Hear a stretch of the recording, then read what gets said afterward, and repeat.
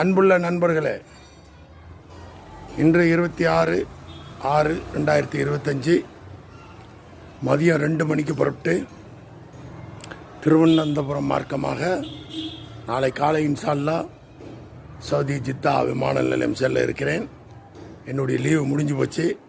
Extra 15 நாள் எடுத்திருந்தேன், அதையும் முடிச்சிட்டேன். நல்லபடியாக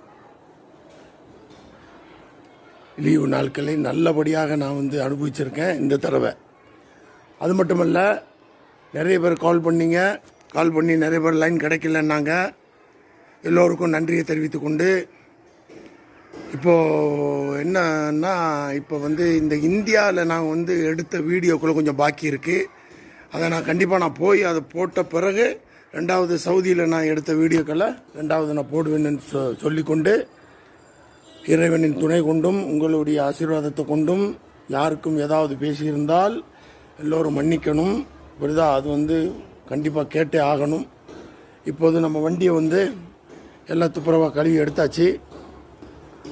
க்ளீனாக நீட்டாக போட்டு கழுவி எடுத்து ஓரம் கட்டியாச்சு. வந்தார் 15 நாளைக்கு முன்னாடி. ஒரு நல்ல செய்தி என்னன்னு கேட்டிங்கன்னா, இந்த வருஷம் இந்த வண்டியை அடிக்கடி நானே எடுத்துகிட்டு வர்றேன் ஓட்டுறேங்கிறதுனால அவர் என்னுடைய வண்டியை நான் டெம்பரவரியாக யூஸ் பண்ணுறேன்ட்டாரு, கவாசக்கியா. Right, okay. இப்போ ஒரு நல்ல செய்தி என்னன்னு கேட்டிங்கன்னா, அதனுடைய ஆர்சி புக்கு அது என்னுடைய பேரில் மாற்றுறதுக்கு ஒரு வாரம் முன்னாடி போய் ஆடியோ ஆஃபீஸ் திருச்செந்தூரில் எல்லாம் கொடுத்தாச்சு. அது அவரே சொன்னது தான். மாமா, நான் உங்கள் பேருக்கு அதை மாற்றி விட்டுறேன், நீங்கள் அந்த வண்டியை வச்சுக்கிறீங்க, பிரச்சனை இல்லை, நான் எப்போ ஒரு தடவை வரேன், டெம்பரவரியாக நான் ஓட்டிக்கிறேன்னாரு. அது ஒரு நல்ல செய்தி. இருந்தாலும் என் தங்கை மகன்தான், இருந்தாலும் குடும்பம் அவருடைய மனைவி சம்மதத்தோடு தான் அவங்களே சொன்னாங்க, நீங்கள் எடுத்துக்கிறீங்க மச்சான் அப்படின்னு. புரியுதா?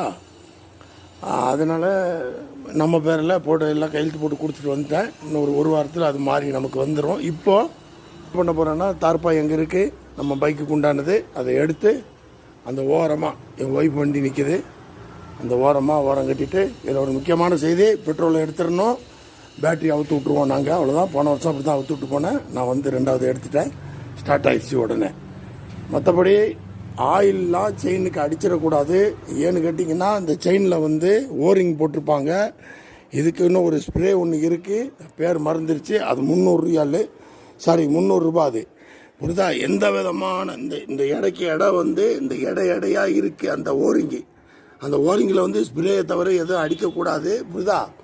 அதனால் ஆயிலோ கிரீஸோ எதையும் போட்டுறாதீங்க. கம்பெனியில் கேட்டுட்டு நீங்கள் செய்யுங்க. மீண்டும் எல்லோரும் ஆதரவு கொடுத்த அத்தனை மக்களுக்கும் நன்றி.